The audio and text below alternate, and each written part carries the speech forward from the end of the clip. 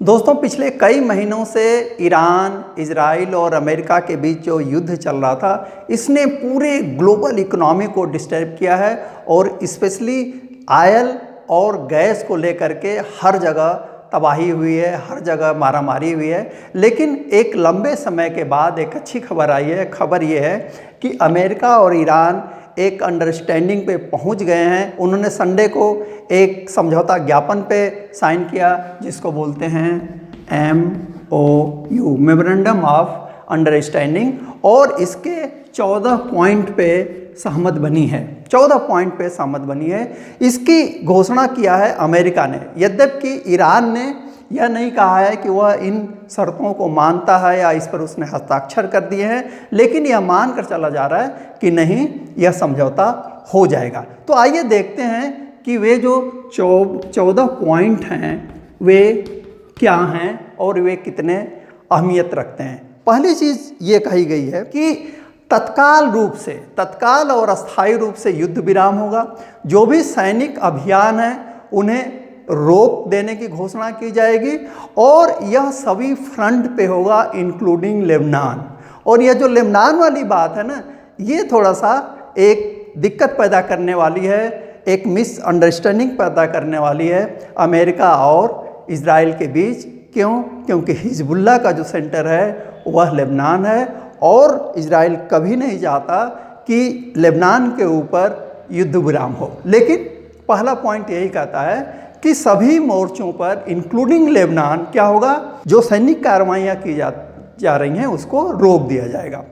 दूसरी चीज़ ये कही गई है कि दोनों देश या दोनों पक्ष एक दूसरे की संप्रभुता और जो क्षेत्रीय अखंडता है, सॉवरेनिटी और जो इंटेग्रिटी है, उसका सम्मान करेंगे और एक दूसरे के आंतरिक मामले में किसी प्रकार का कोई हस्तक्षेप नहीं करेंगे। तीसरा पॉइंट ये क्लियर करता है कि अभी जो MOU साइन हुआ है यह अस्थाई नहीं है, अस्थाई है, और जो फाइनल डील होगी, जो अंतिम समझौता होगा, वह अगले 60 दिनों के भीतर कर लिया जाएगा। यद्यपि इसमें यह भी कहा गया है तीसरे पॉइंट में कि दोनों पक्ष मिल करके जो 60 दिन की समय सीमा है उसको ये बढ़ा सकते हैं।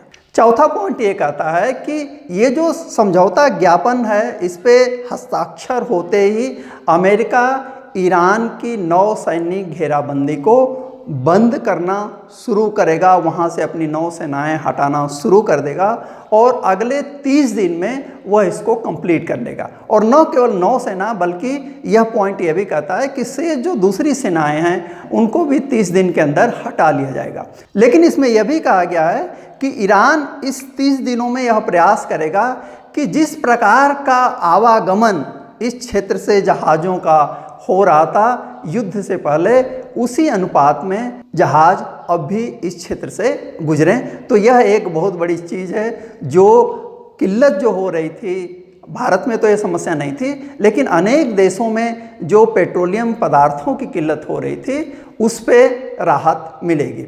पांचवा जो पॉइंट है वह भी पूरी दुनिया के लिए बहुत इंपॉर्टेंट है। इस पांचवें पॉइंट में ये कहा गया है कि ईरान फारस की खाड़ी और ओमान सागर के बीच में जो व्यापारिक जहाज हैं उनके सुरक्षित और निःशुल्क आवागमन को सुनिश्चित करेगा इन 60 दिनों के भीतर।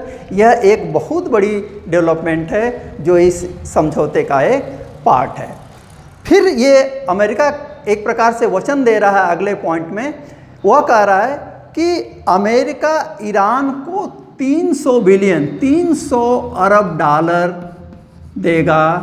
किसके लिए? उसके पुनर्निर्माण और आर्थिक विकास के लिए अमेरिका ईरान को 300 बिलियन डॉलर का रकम उपलब्ध कराएगा। अगली बात यह कही गई है कि अमेरिका ईरान के ऊपर जितने सारे प्रतिबंध लगाया हुआ है, चाहे वो प्राइमरी सैंक्शन हो चाहे सेकेंडरी सैंक्शन हो, वह उन सभी प्रतिबंधों को हटा लेगा। यह ईरान के लिए बहुत ही महत्वपूर्ण चीज़ है। 8वें पॉइंट में यह कहा गया है कि ईरान न तो न्यूक्लियर वेपन, जो परमाणु हथियार हैं, उसको कहीं से हासिल करेगा और न ही वह इसे बनाएगा। साथ साथ इसमें यह भी कहा गया है कि जो एनरिच्ड यूरेनियम है, जो संवर्धित यूरेनियम है, जिसका भंडारण माना जा रहा है कि ईरान ने किया है, उस मामले को निपटाने के लिए जो अंतर्राष्ट्रीय ऊर्जा एजेंसी है उसके नेतृत्व में एक समझौता करने का प्रयास किया जाएगा। तो यह भी एक बहुत महत्वपूर्ण पॉइंट है इस समझौते का।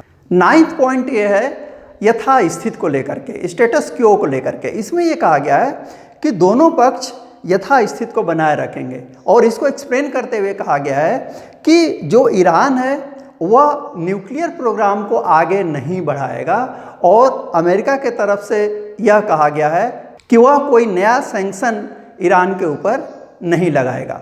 10वां पॉइंट यह है कि अमेरिका यह कह रहा है इसमें कि अब ईरान अपने क्रूड ऑयल को या पेट्रोलियम पदार्थों को मार्केट में, विश्व मार्केट में बेच सकेगा और इसके लिए जो वित्त विभाग है अमेरिका का वह इस प्रक्रिया को शुरू कर देगा। साथ ही साथ जो 11वां पॉइंट है उसमें यह कहा गया है कि जो फ्रोजन प्रॉपर्टी थी ईरान की जिसको अमेरिका ने सीज कर लिया था, फ्रीज कर लिया था, वो सभी फंड और सभी प्रॉपर्टी वह उपलब्ध कराएगा। यह भी एक बहुत बड़ा डेवलपमेंट है ईरान के पॉइंट ऑफ व्यू से कि उसकी अरबों खरबों संपत्ति अब उसे वापस मिल जाएगी। 12वां पॉइंट में ये कहा गया है कि एक एग्जीक्यूटिव मैकेनिज्म बनाया जाएगा, डेवलप किया जाएगा जो मॉनिटर करेगा इस समझौते की शर्तों को लागू करने के संबंध में। और 13वें में ये कहा गया है कि कुछ शर्तें पहले पूरी होंगी। जैसे पहली जो शर्त थी कि तात्कालिक रूप से युद्ध विराम होगा और सारी सैनिक कार्रवाइयाँ बंद कर दी जाएंगी, या जो ईरान है वह व्यापारिक जो जहाज़ हैं उनके सुरक्षित और निःशुल्क आवागमन को सिक्योर करेगा, जो अमेरिका है वह जो फ्रीज्ड फंड हैं, प्रॉपर्टी हैं ईरान की उसको रिलीज करेगा, या जो निर्यात पर प्रतिबंध है क्रूड ऑयल के या पेट्रोलियम पदार्थों के उसको हटाएगा। तो ये जो शर्तें हैं, पॉइंट नंबर 1 है, 4 है, 5 है, 10 है, 11 है, जब ये पूरी हो जाएंगी तो बाकी जो शर्तें हैं उन पे बातचीत होगी और यदि समझौता हो गया, फाइनल डील हो गई, तो इसे यूनाइटेड नेशन सिक्योरिटी काउंसिल के प्रस्ताव के द्वारा बाध्यकारी बनाया जाएगा। तो यह था 14 पॉइंट जो ट्रंप साहब ने ईरान के साथ किया है। यद्यपि मैं फिर दोहरा दूं कि ईरान ने इस पे कोई प्रतिक्रिया नहीं दी है, लेकिन यह मानकर चला जा रहा है, एक पॉजिटिव सिग्नल के रूप में लिया जा रहा है कि यह समझौता हो जाएगा। क्यों? क्योंकि दोनों ही पक्ष सम्मान के साथ इस युद्ध से बाहर निकलना चाहते हैं, लेकिन इसमें पूरे विश्व की इंक्लूडिंग इंडिया भलाई है। तो देखते रहिए, पढ़ते रहिए। Thank you very much.